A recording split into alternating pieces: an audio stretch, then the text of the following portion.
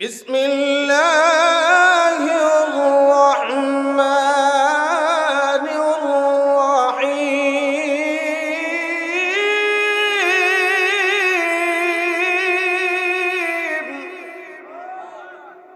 قل إن كنتم تحبون الله فاتبعوني يحببكم الله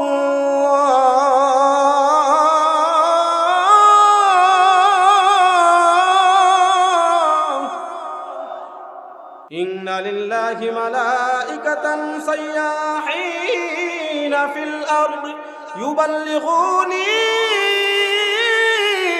من أمة السلام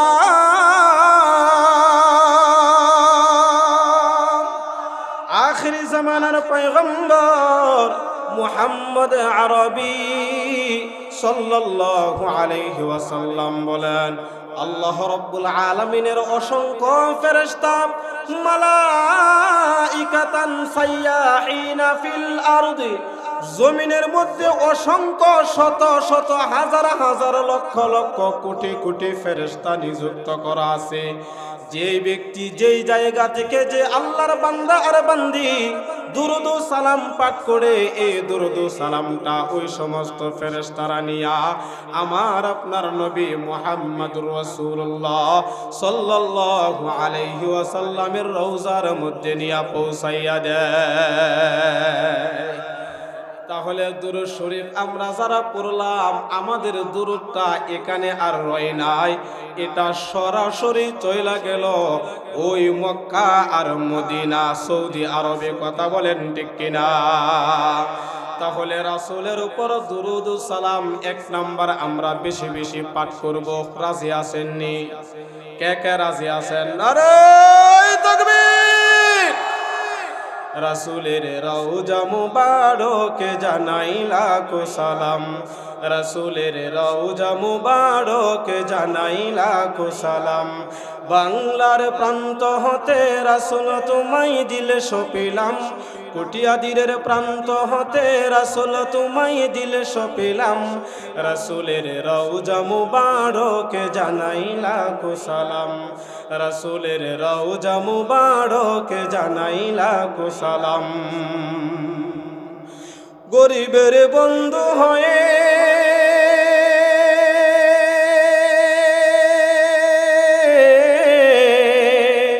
এলে তুমি দুনিয়াতে, এলে তুমি দুনিয়াতে, উম্মতের বন্ধু হয়ে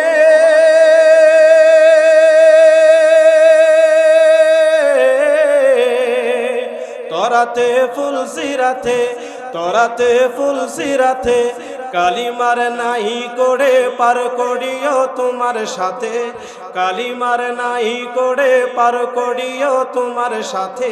হাসরে দেখা দিও কাউসারের পেয়ালা হাতে, হাসরে দেখা দিও কাউসারের পেয়ালা হাতে। আমি তোমার প্রেমে পাগল হয়ে শুদ্ধ হলাম, আমি তোমার প্রেমে পাগল হয়ে শুদ্ধ হলাম। রাসূলের রওজা মুবারকে জানাই লাখো সালাম, রাসূলের রওজা মুবারকে জানাই লাখো সালাম। চিল্লায় বলেন কথা ঠিক কিনা? ও কুটিয়াদিরের মুসলমান, এই হাবিবে কিবরিয়ার ভালোবাসা যদি আমাদের এক নাম্বার অন্তরের ভিতরে না থাকে, এই হাবিবে কিবরিয়ার আদর্শ যদি আমাদের চরিত্রের ভিতরে না থাকে, তাহলে দুনিয়াতেও আমরা বিফল হয়ে যাব, কবরের জিন্দেগিতেও আমরা আটকা পড়িয়া যাব, হাসরের কঠিন ময়দানে রাসূলের শাফায়াত পাওয়া যাবে না। সুতরাং আমরা সবাই চাই হাসরের ময়দানে, কবরের জগতে আমার আর আপনার রাসূলের সাক্ষাৎ যেন আমরা পাওয়া যাই, চাই কি চাই না? বলবেন হুজুর এটা আমরা কেমনে পাবো, কেমনে পাবো? ক্বালা রাসূলুল্লাহ সাল্লাল্লাহু আলাইহি ওয়াসাল্লাম, মাতা সাআতু ইয়া রাসূলুল্লাহ,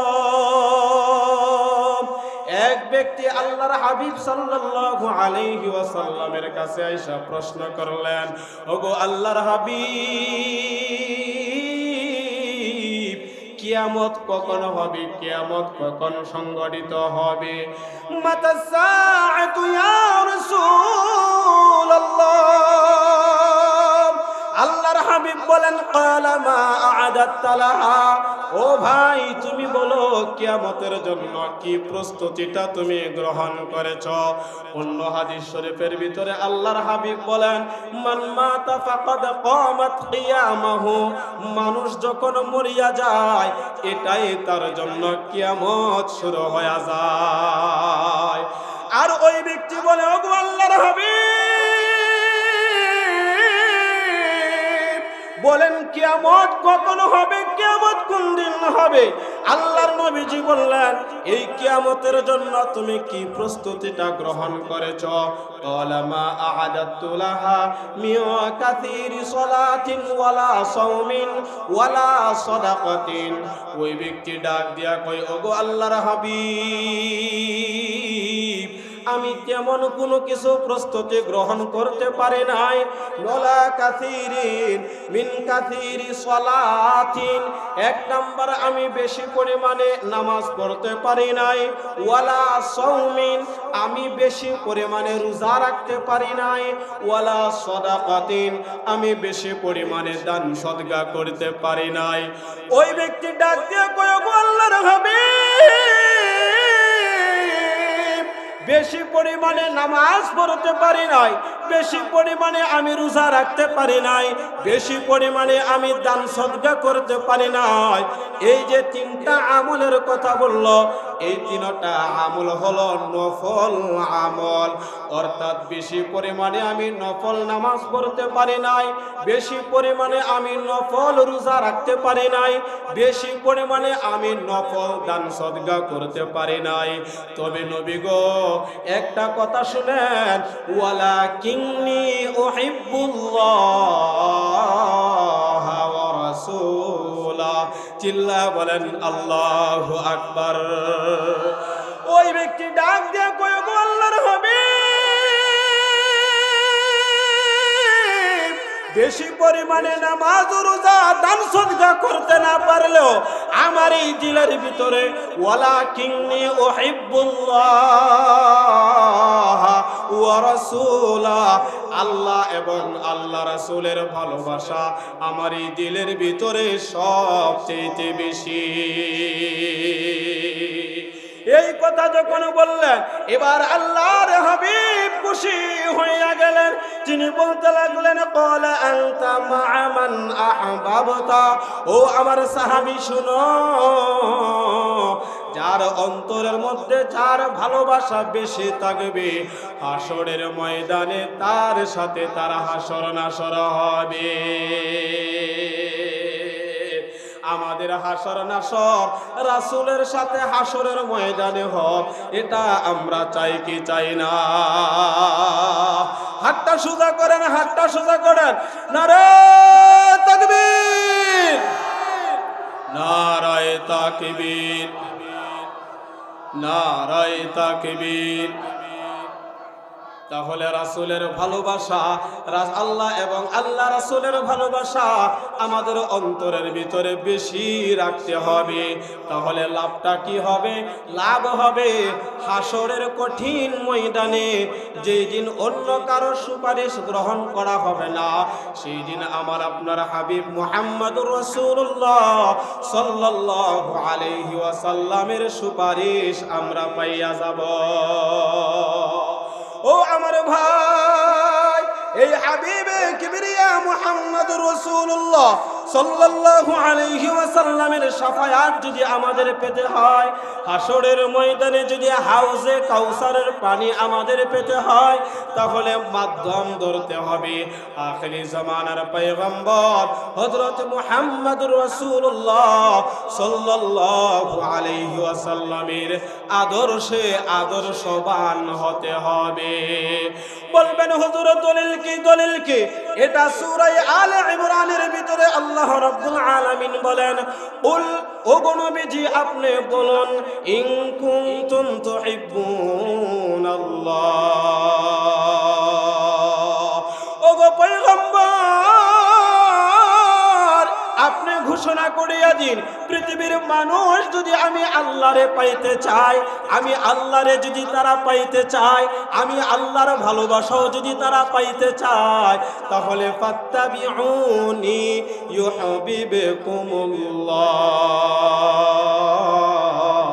আল্লাহ বলেন আপনি ঘোষণা করেন তারা যেন আপনি হাবিবে কিবরিয়ার অনুসরণ আর অনুকরণ করে, ইত্তিবা যেন করে। যদি আপনার অনুসরণ আর অনুকরণ করে, তাহলে আমি আল্লাহ ওই বান্দা আর বান্দিরে ভালোবাসব। চিল্লা কন্না সুবহানাল্লাহ। মানে আল্লাহ আমাদেরকে ভালোবাসবে। আমরা তো আল্লাহকে ভালোবাসি, কিন্তু আল্লাহ যেই ব্যক্তিটারে ভালোবাসবে, আল্লাহর প্রিয় যেই ব্যক্তিটা হয়ে যাবে, বলুন তো তার কি আর কোনো চিন্তা থাকতে পারেনি? কথা কয় না, কোনো চিন্তা থাকতে পারে? আল্লাহু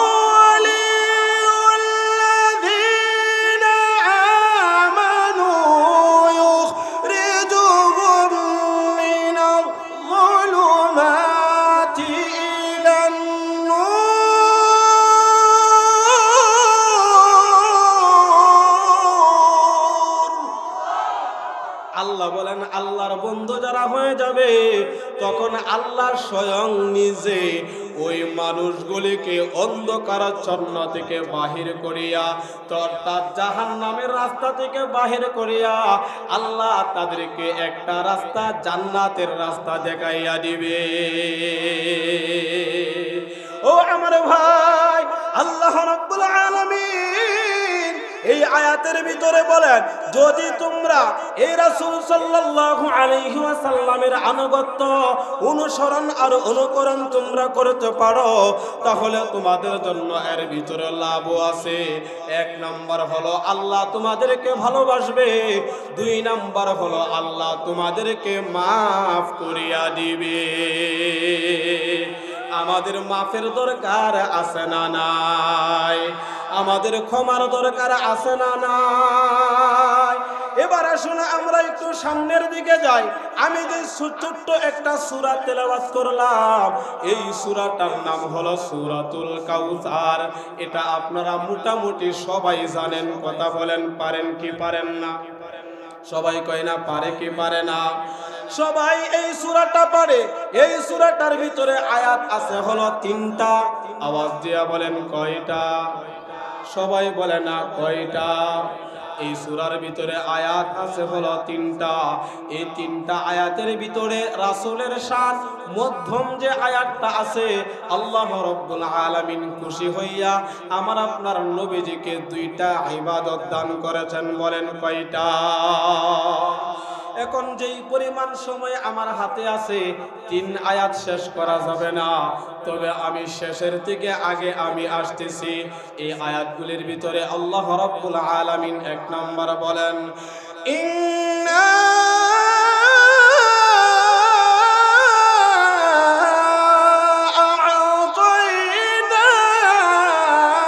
আ'তাইনাকাল কাউসার ফাসাল্লি লিরাব্বিকা ওয়ানহার ইন্না শানিআকা হুয়াল আবতার। আরেকটু আস্তে কোন আল্লাহু আকবার। আল্লাহর নাম বলতে ভয় লাগে না? কোনো সমস্যা আছে? কালিমাতুল্লাহি হিয়াল উলিয়া, উচ্চ আওয়াজ হবে একমাত্র কার? আরো জোরে কয় না কার? বীর মুসলমান ধরওয়াল কোরআন, ফিরায়ে আনো সেই হারানো সম্মান। যে আওয়াজ শুনে ওরে মুসলমান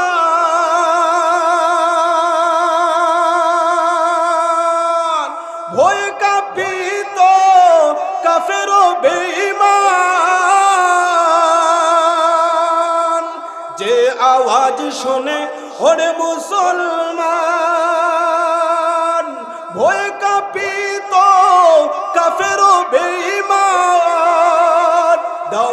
সেই হুঙ্কার, কটিয়াদিরে আবার দাউরে সেই হুঙ্কার, বাংলায় আবার পাপ দুনিয়া ভেঙ্গে কররে চুরমার। নারায়ে তাকবীর, নারায়ে তাকবীর। আল্লাহ রাব্বুল আলামিন বলেন, ইন্না আ'তাইনাকাল কাউসার। আল্লাহ বলেন, নবী গো, আমি আপনারে কাউসার দান করলাম, কাউসার দান করলাম। এই সূরাটা যখন নাজিল হয়, হযরত আনাস ইবনে মালিক রাদিয়াল্লাহু তাআলা আনহু থেকে হাদিস কানা বর্ণিত। একাধিক তাফসীরের কিতাবের ভিতরে একটা হাদিস একাধিকবার বর্ণনা করেন। অর্থাৎ আমার আপনার নবী আখিরি জামানার পয়গম্বর মুহাম্মদুর রাসূলুল্লাহ সাল্লাল্লাহু আলাইহি ওয়াসাল্লাম সাহাবায়ে কেরামকে নিয়ে একটা মজলিসের মধ্যে বসা, মনোযোগ দিয়া, যেরকম আমি এখানে বসা, আপনারা আমার সামনে আছেন। তো নবীজি বসার আদবটা ছিল এরকম, সাহাবায়ে কেরাম এরকম ভাবে চতুর্পার্শ্ব দিয়া বসতো। আর এরা তো এরকম ছিল না যে রাসূলের সামনে বৈশা এদিক এদিক ওই দিক এরকম তাকাইতো না, জেহান এবং চক্ষু তাকতো রাসূলের নুরানি চেহারার দিকে। কন্যা সুবহানাল্লাহ। তো এরকম ভাবে বসা, হঠাৎ করে রাসূলের চেহারার মধ্যে একটা ঘুম ঘুম ভাব দেখা যায়, তন্দ্রাচ্ছন্ন ভাব, উঙ্গানু উঙ্গানু ভাব, যে যেটাই বুঝে। কথা বুঝাইতে পারছি? অনেকে বৈশ বৈশ ঘুমায়, এটা তো নবীজির চেহারার মধ্যে এরকম একটা ভাব, মাথাটা নিচের দিকে দেওয়া। তো হঠাৎ করে তিনি মাথাটা উপরের দিকে তুইলা একটা মুস্কি হাসি দিয়েছেন। কন্যা সুবহানাল্লাহ। ফাসাল্লি লিরাব্বিকা ওয়ানহার ইন্না শানিআকা হুয়াল আবতার। চিল্লা বলেন আল্লাহু আকবার। আমার আপনার নবী এই সূরাটা তেলাওয়াত করলেন। এবার নবীজি আবার প্রশ্ন ছুড়িয়া দিলেন, ও আমার সাহাবীরা, তোমরা কি জানো কাউসার কি জিনিস? কাউসার কি জিনিস? এবার সাহাবায়ে কেরাম বলতেছেন, ইয়া রাসূলুল্লাহ, ইয়া হাবিবাল্লাহ, আল্লাহ আর আল্লাহ রাসূলই ভালো জানেন কাউসার কি জিনিস। এবার নবীজি বলতে লাগলেন, কাউসার শব্দের অর্থ হলো এক নাম্বার একটা নহর। আর এই নহর এটা সাধারণ কোনো নহর নয়, এটা হলো জান্নাতি একটা নহর। নবীজি বলেন, এই নহরটা জান্নাতের ভিতরে। ও আমার সাহাবীরা শুনো,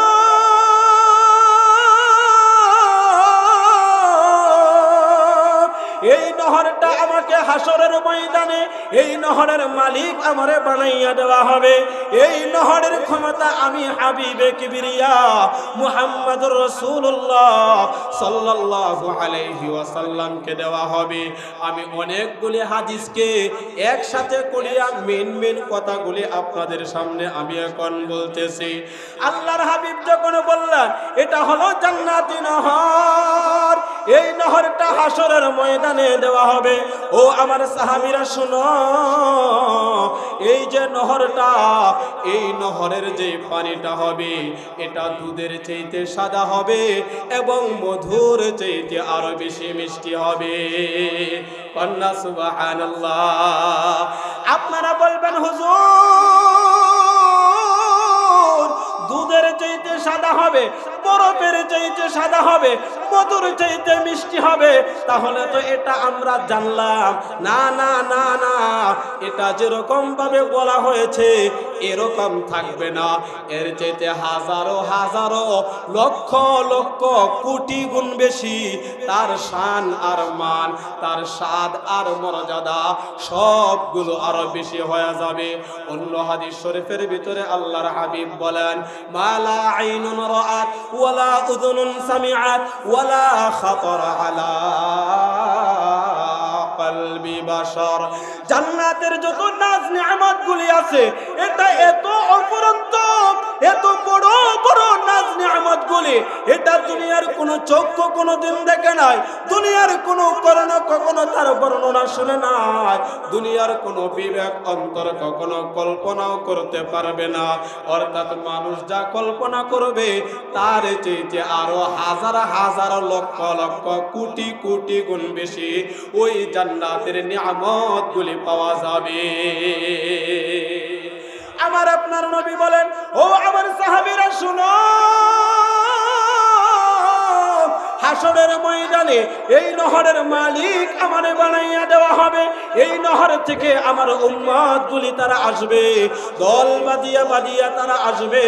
আয়েশা এই নহর থেকে আরবের উটের পালগুলি যেরকম ভাবে কূপ থেকে পানিগুলি পান করে, আমার উম্মত গুলিও দল বাঁধিয়া বাঁধিয়া আসবে, তারা এখান থেকে পানি পান করতে থাকবে।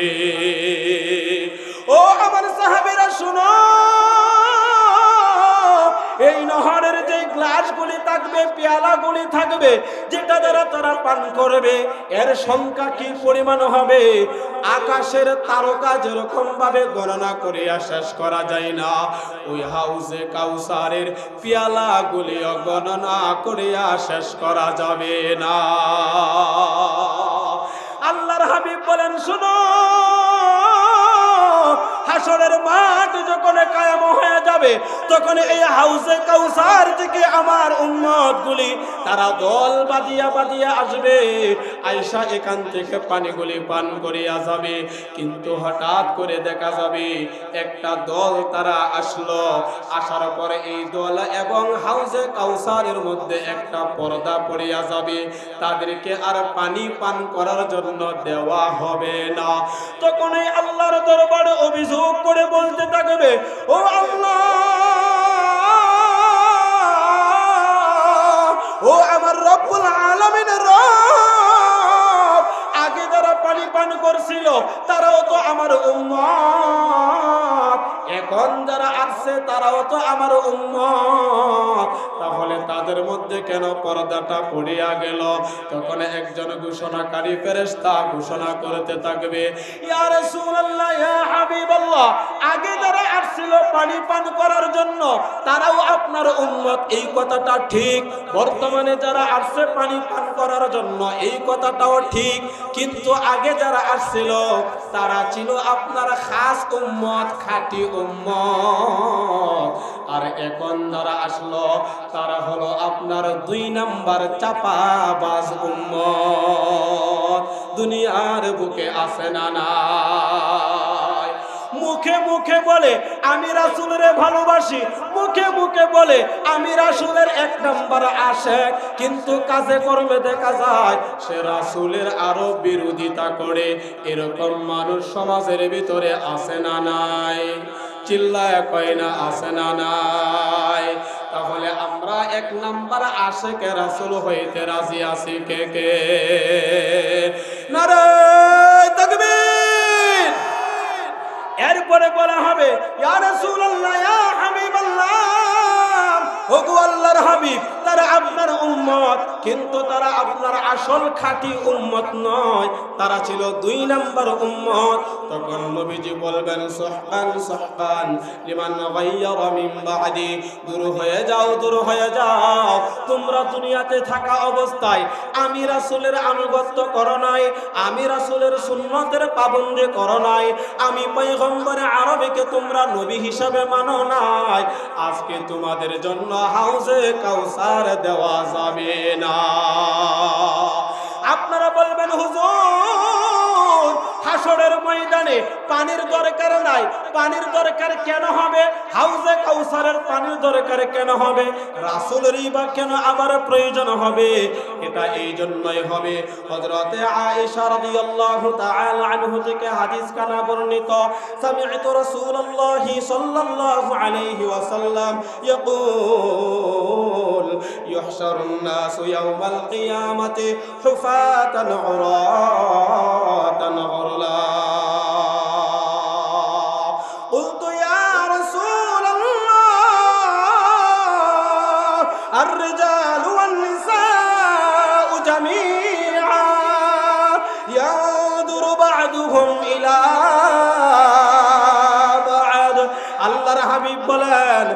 হাসরের মাঠ যখন কায়েম হয়ে যাবে, মানুষগুলি যখন হাসরের ময়দানে তারা উঠবে, তখন তাদের পায়ের নিচে কোনো জুতা থাকবে না, কোনো কিছু আর থাকবে না, তাদের পরনের মধ্যে কোনো জামা কাপড় থাকবে না, এবং পুরুষ মানুষগুলি তারা খতনাবিহীন অবস্থায় হাসরের ময়দানে তারা দাঁড়াইবে। আর সেই দিন পায়ের নিচের যে মাটিটা, এই মাটি আর মাটি থাকবে না, এটা তামার চাইতে আরো ভয়ানক উত্তপ্ত হয়ে যাবে।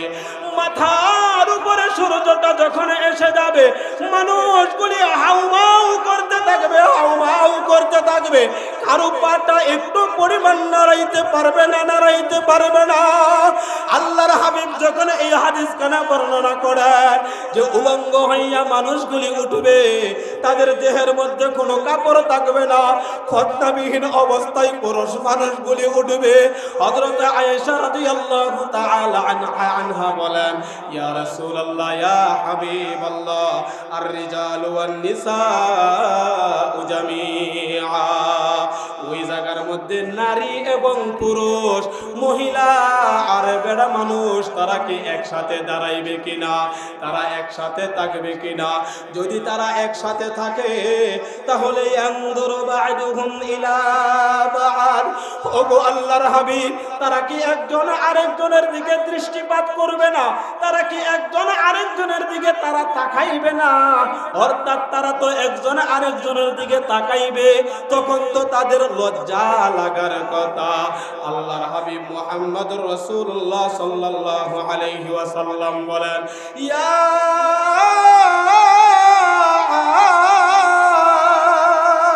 আয়েশাতুল আমরু আশাদ্দু মিন আন ইউহিম্মাহুম যালিক, ও আয়েশা, এই পৃথিবীর মানুষগুলি যখন হাসরের ময়দানে তারা দাঁড়াইবে, এমন একটা অবস্থা তাদের ভিতরে হয়ে যাবে, অর্থাৎ তারা একজন যে আরেকজনের দিকে তারা তাকাইবে, এরকম মন মানসিকতা, এমন মন মানসিকতা তখন আর তাদের ভিতরে থাকবে না। প্রত্যেকটা মানুষ নিজের আনাফসি আনাফসি করতে থাকবে, প্রত্যেকটা মানুষ উপরের দিকে তাকাইয়া থাকবে। আমি আপনাদেরকে কিভাবে বুঝাইবো? কুরবানি ঈদের আগে দেখবেন গরু হাটে, গরুগুলিকে মুখের মধ্যে লাগাম দিয়া বান্ধিয়া, মহিষগুলিকে মুখের মধ্যে লাগাম দিয়া বাঁধিয়া উপরের দিকে তার মাথাটা দিয়া রাখে। ওই মহিষগুলি তার মাথাটা আর নিচের দিকে দিতে পারে না, এবং তাদের মুখ থেকে অনবরত লালা পড়তে থাকে। এক হলো উত্তপ্ত রৌদ্র তাকে, গরম থাকে। ও আমার ভাই, এরকম তো আরো হবে না, এর যেতে আরো কঠিন অবস্থা হয়ে যাবে, কঠিন।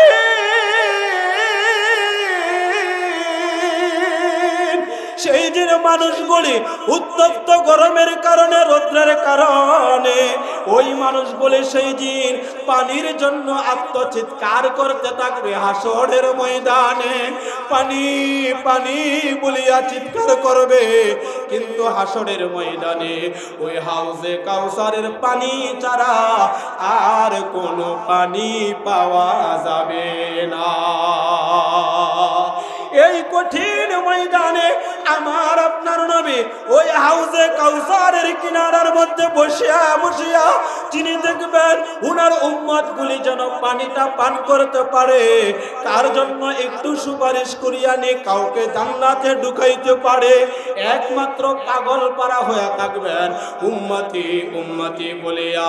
আমার আপনার নবী দুনিয়ার বুকে আল্লাহ রাব্বুল আলামিন বলেন, ওগো নবীজি, এক নাম্বার, ইন্না আ'তাইনাকাল কাউসার। কাউসার শব্দের এক নাম্বার অর্থ হলো, নবী গো, আমি আপনারে জান্নাতি নহর দান করলাম, এটা আপনার উম্মতদের জন্য কাজে লাগাইবেন। চিল্লায়া বলেন না সুবহানাল্লাহ।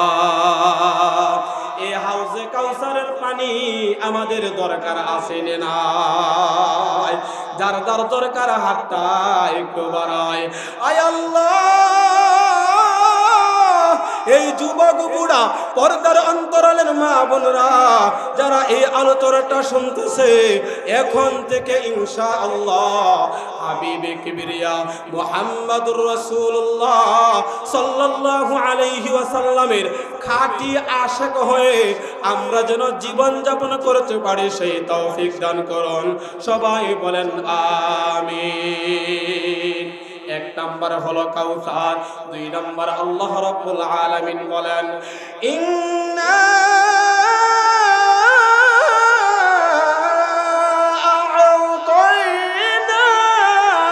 আ'তাইনাকাল কাউসার।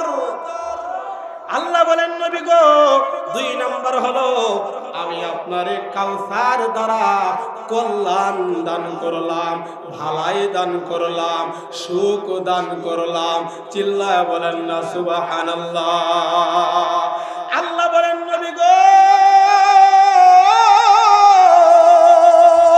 ও আমার প্যারা হাবিব, আমি আপনারে ভালাই দান করলাম, আমি আপনারে কল্যাণ দান করলাম, আমি আপনারে সুখ দান করলাম। এই সুখটা কোথায়? এই সুখটা দুনিয়া এবং পরকাল।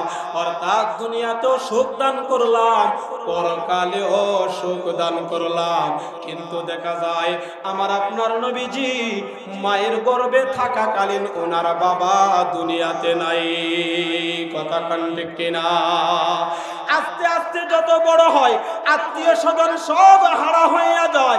40 বছর যখন হয়ে যায়, যখন এই আল্লাহ রাব্বুল আলামিনের পক্ষ থেকে ওহী নাজিল হয়ে যায়, তখন আপন মানুষগুলিও রাসূলের শত্রু হয়ে যায়। কথা বলেন ঠিক কিনা? আর ঘোর শত্রু হয়ে যায় যখন আল্লাহ রাব্বুল আলামিন এই আয়াতটা নাজিল করিয়া দেয়, ওয়াআযির আশীরাতাকাল আকরাবিন।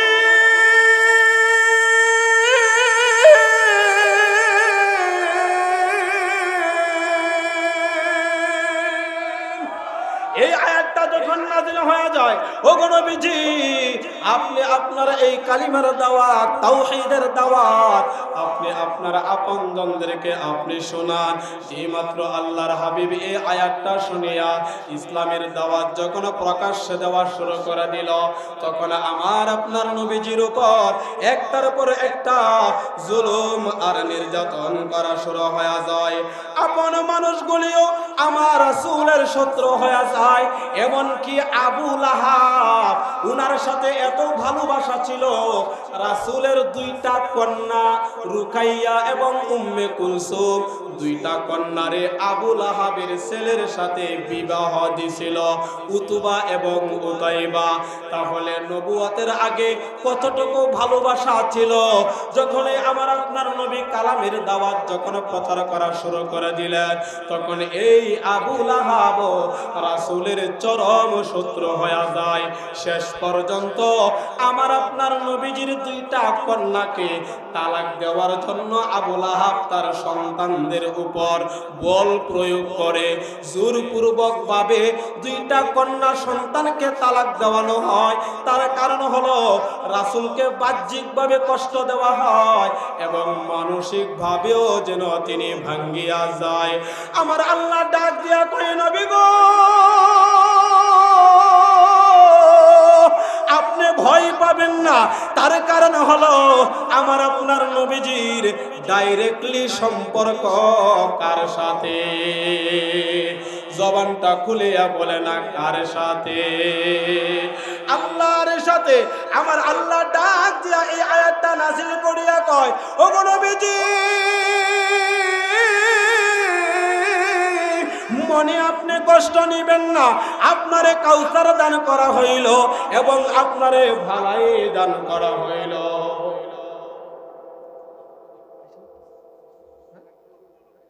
আচ্ছা আচ্ছা, কি কষ্ট হইতেছে আপনাদের? হাই হাই, আলোচনা যতক্ষণ শুনবেন ততই মজা লাগবে, ততই মজা লাগবে। কথা কন ঠিক কিনা? আউট কথা না বলি, আমরা সামনের দিকে যাই, আমার আপনার নবীজির উপর জুলুম আর নির্যাতনা শুরু হয়ে যায় একটার পরে একটা। আমার আল্লাহ কয়, নবী গো আমি আপনারে ভালাই দান করলাম, কল্যাণ দান করলাম, কিন্তু আমরা দেখি নবীজি দুনিয়াতে অনেক কষ্ট করেছেন। কথা বলেন ঠিক কিনা? কষ্ট শুধু করেন নাই, এই উম্মতের জন্য, নবীর নিজের জন্য কিছুই করে নাই। যা কিছু করেছেন একমাত্র এই উম্মতের জন্য করেছেন। কথা বলেন ঠিক কিনা? ও গো নবীর উম্মতেরা,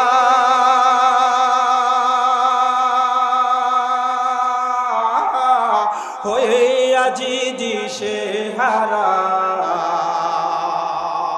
কুরআন হাদিসে ছেড়ে চলো যখন যাহা চাই মনে, কুরআন হাদিসে ছেড়ে চলো যখন যাহা চাই মনে, নবী বিনে কে তরাবে ফুল সিরাত মিজানে, নবী বিনে কে তরাবে ফুল সিরাত মিজানে।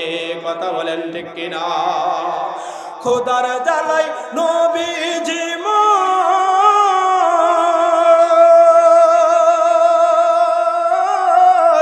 বেঁধেছিলেন পেটে পাথর,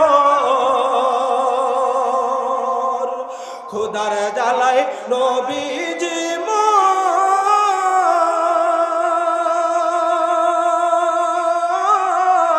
বেঁধেছিলেন পেটে পাথর, কাতর হয়ে মাঝে মাঝে পড়ে যেতেন জমিনে, কাতর হয়ে মাঝে মাঝে পড়ে যেতেন জমিনে, নবী বিনে কে তরাবে ফুল সিরাত মিজানে, নবী বিনে কে তরাবে ফুল সিরাত মিজানে। নবীর শাফায়াত দরকার আছে না নাই? কার কার দরকার, কার কার দরকার? নারে তাকবীর! আমার আল্লাহ কয়, নবী গো কাউসার দান করলাম, কল্যাণ দান করলাম, কিন্তু আমার আপনার নবীজিরে হত্যা করার জন্য, আমার আপনার নবীজিরে শেষ করে দেওয়ার জন্য ওই যে আবু জাহেল, উকবা ইবনে আবু মুআইত সহ মক্কার কাফেররা একের পর একটা রাসূলের বিরুদ্ধে চক্রান্ত। কেমন চক্রান্ত! গা শিহরিয়া ওঠে, শরীরের পশমগুলি পর্যন্ত দাঁড়াইয়া যায়। আমার আপনার নবীজি কাবার প্রান্তরে নামাজের মধ্যে দাঁড়াইছে। আব্দুল্লাহ ইবনে মাসউদ রাদিয়াল্লাহু তাআলা আনহু থেকে হাদিস কানা বর্ণিত, সহিহ হাদিস। আমার আপনার নবীজি যখন বাইতুল্লাহ নামাজের জন্য দাঁড়াইছে, এবার আবু জাহেল দেখা দেখা মুস্কি মুস্কি হাসিয়া কয়, এখন একটা সুযোগ হইল মুহাম্মদরে হত্যা করার। চিল্লা বলেন না নাউযুবিল্লাহ। আবু জাহেল ডাক দিয়া কই, কে আসরে? ওই যে দেখা যায় আব্দুল্লাহর বেটা মুহাম্মদ, সে কাবার প্রান্তরে তার রবের কাছে সে মাথা নত করে। একটা সুযোগ আছে, সুযোগ আছে। গত কয়েকদিন আগে যে উটটা জবাই করা হয়েছিল, ওই উটের নারী বুড়িটা পড়ে আছে অমুক রাস্তার পাশে। কে আসো, এই উটের নারী বুড়িটা নিয়ে আসবা। নরাদম কাফের উকবা ইবনে আবু মুআইত সে ডাক দিয়া কই, বস আমি রাজি আছি। উকবা ইবনে আবু মুআইত সে চইলা গেল, তার সাথে আরো কয়েকজন ছিল। তারা কয়েকজন লোক মিলিয়া এই উটের নারী বুড়িগুলি নিয়া তারা নিয়ে আসলো। আবু জাহেল কয়, একটু অপেক্ষা করো, এই মুহাম্মদ যখন সিজদার মধ্যে যাবে তখন হলো সুবর্ণ সুযোগ। তখন তার মাথার উপরে, ঘাড়ের উপরে, পিঠের উপরে উটের নারী বুড়িটা চাপাইয়া দিবা। উকবা ইবনে আবু মুআইত সহ আরো কয়েকজন কাফের এই হাদিস শরীফের ভিতরে 6 থেকে 7 জনের নাম উল্লেখ করেছেন। তারা লোকগুলি সেখানে দাঁড়ানো। আমার আপনার নবীজি যখন সিজদার মধ্যে গেলেন, আর এমনি করে রাসূলের উপরে উটের নারী বুড়িটা রেখা দিলেন। আমার আপনার নবীজি এখন আর সিজদা থেকে মাথা তুলতে পারে না, চটপট চটপট করতেছে। আব্দুল্লাহ ইবনে মাসউদ এই হাদিসটা বর্ণনাকারী রাবী, তিনি তখন ছোট ছিলেন। তিনি বর্ণনা করেন যে আমি তখন ওই জায়গার কাছেই ছিলাম। আমি দাঁড়াইয়া দাঁড়াইয়া দেখি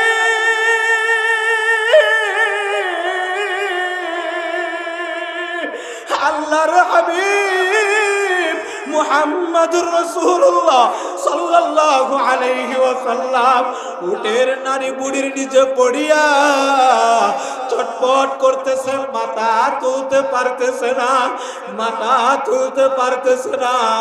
এখন আমিও ছোট মানুষ, যদি যাইয়া চেষ্টা করি তাহলে কাফেররা তো আমারে বাধা দিবে, আমি একা পারবো না। 2 নম্বর হলো তারা আমার উপর জুলুম শুরু করিয়া দিবে। তাই আমি দৌড়াইয়া রাসূল কারীম সাল্লাল্লাহু আলাইহি ওয়াসাল্লামের ঘরের দিকে আমি দৌড় শুরু করিয়া দিলাম। আব্দুল্লাহ ইবনে মাসউদ রাদিয়াল্লাহু তাআলা আনহু বলেন, আমি দৌড়াইয়া যাইয়া রাসূলের ঘরের সামনে যাইয়া আমি ডাক দিলাম, কে আছো গো? মুহাম্মদ সাল্লাল্লাহু আলাইহি ওয়াসাল্লামের ঘরের ভিতর, ওই ঘরের ভিতরে অন্য আর কেউ নাই। জান্নাতের সমস্ত রমণীদের সরদার যিনি হবেন হযরতে ফাতেমাতুজ জোহরা রাদিয়াল্লাহু তাআলা আনহা, তিনি ঘর থেকে আওয়াজ দিলেন, কে গো, কেন আপনি ডাকেন? ওই ফাতেমা রাদিয়াল্লাহু তাআলা আনহার বয়স তখনও তিনি নাবালেগ ছিলেন, ছোট ছিলেন, এত বড় ছিলেন না। আব্দুল্লাহ ইবনে মাসউদ রাদিয়াল্লাহু তাআলা আনহু বলেন, ও ফাতেমা,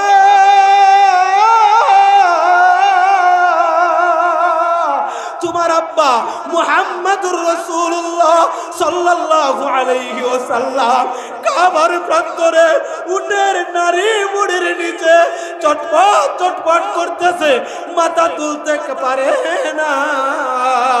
কাফেররা তোমার আব্বার উপর উটের নারী বুড়িগুলি রাইখা দিছে। হযরতে ফাতেমা রাদিয়াল্লাহু তাআলা আনহা ঘর থেকে বের হইয়া কাঁদিতেছে আর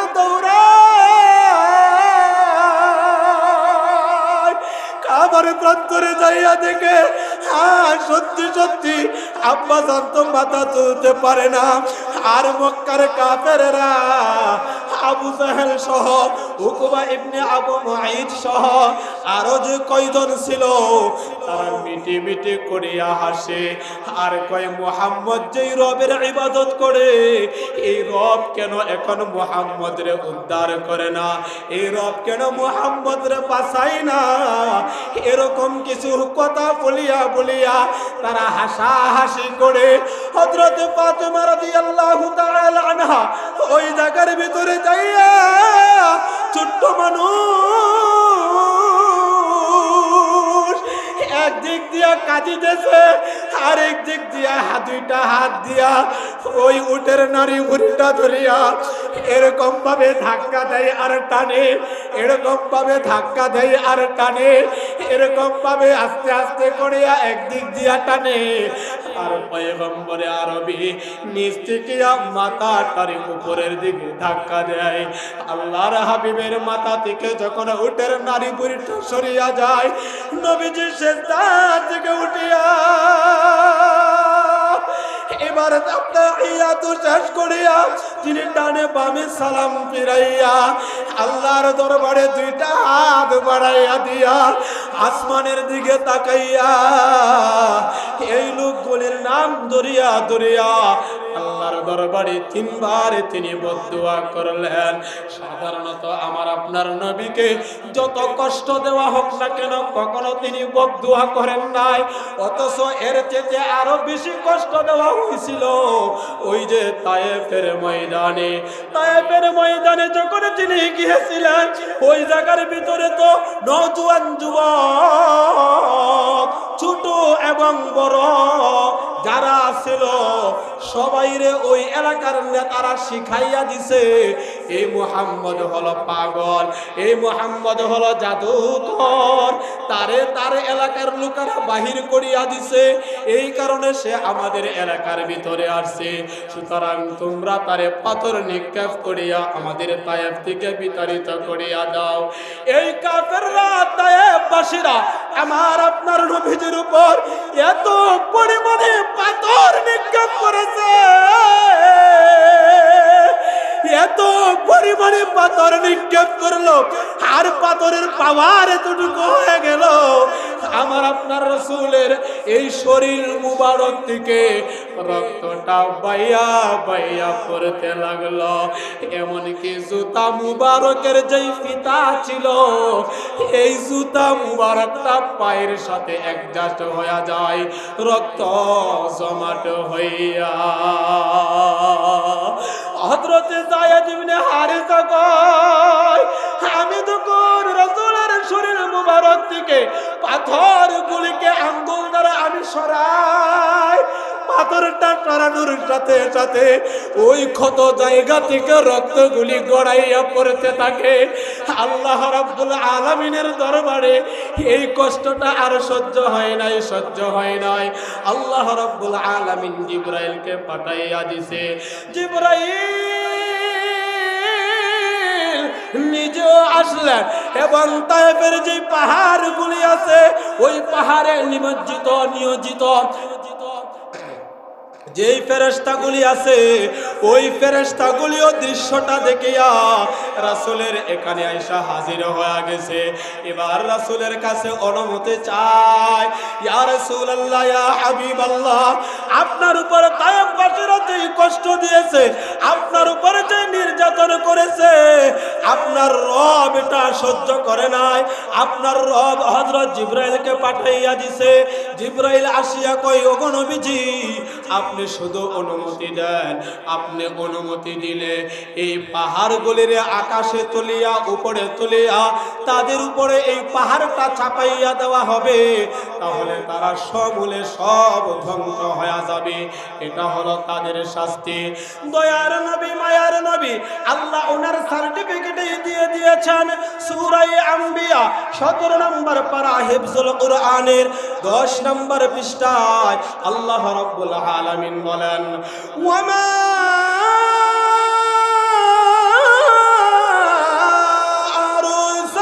আরসালনাকা ইল্লা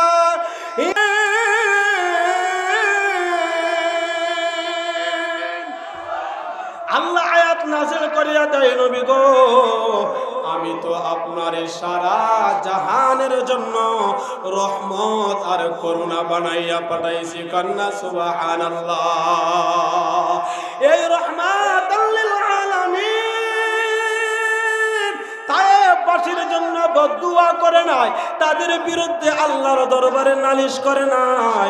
নবী আমার কয়, আল্লাহ, তারা বুঝে না, তারা বুঝে না, তাদের যে পরবর্তী প্রজন্ম আসবে তারা হয়তোবা এটা বুঝবে, কালিমার দাওয়াত তারা গ্রহণ করবে। ওগো আল্লাহ, আজকে যদি তাদেরকে ধ্বংস করিয়া দেওয়া হয় তাহলে আপনাকে রব বলিয়া কে ডাকবে? আজকে যদি তাদেরকে ধ্বংস করিয়া দেওয়া হয় তাহলে ভবিষ্যতে রব বলিয়া কে ডাকবে? আয় আল্লাহ, তারাও তো আমার উম্মত, কিন্তু তারা বুঝে না, বুঝে না। তাদের পরবর্তী লোকেরা তারা কালিমা পড়বে, তারা মুসলমান হয়ে যাবে।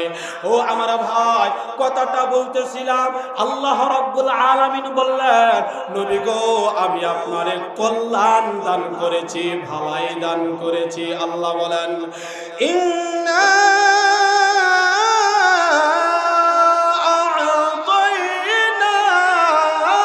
আ'তাইনাকাল কাউসার। আল্লাহ বলেন, নবী গো, আমি আপনারে কাউসার দান করলাম। এক নাম্বার হলো আমি আপনারে নহর দান করলাম। আপনারে হাসরের ময়দানে খুশি করা হবে, অর্থাৎ আপনি হাসরের ময়দানে আপনার উম্মতদেরকে হাউজে কাউসারের পানি যাদেরকে পান করাইবেন, জান্নাতে যাওয়ার আগ পর্যন্ত তাদের আর পানির পিপাসা লাগবে না। চিল্লায়া বলেন না সুবহানাল্লাহ। দুই নাম্বার আল্লাহ রাব্বুল আলামিন বলেন, ওগো হাবিব, আমি আপনারে কল্যাণ দান করলাম, আমি আপনারে ভালাই দান করলাম, আমি আপনারে সুখ দান করলাম, কিন্তু দেখা যায় না না না, আমার আপনার নবীজি দুনিয়ার জিন্দেগিতেও কষ্ট করেছেন, তার একমাত্র কারণ হইল উম্মত গুলিকে যেন জান্নাতে নিতে পারে। তাহলে এই জান্নাতের ভিতরে এই রাসূলের শাফায়াত নিয়ে আমরা জান্নাতে যাইতে রাজি আছি না নাই? নারে তাকবীর!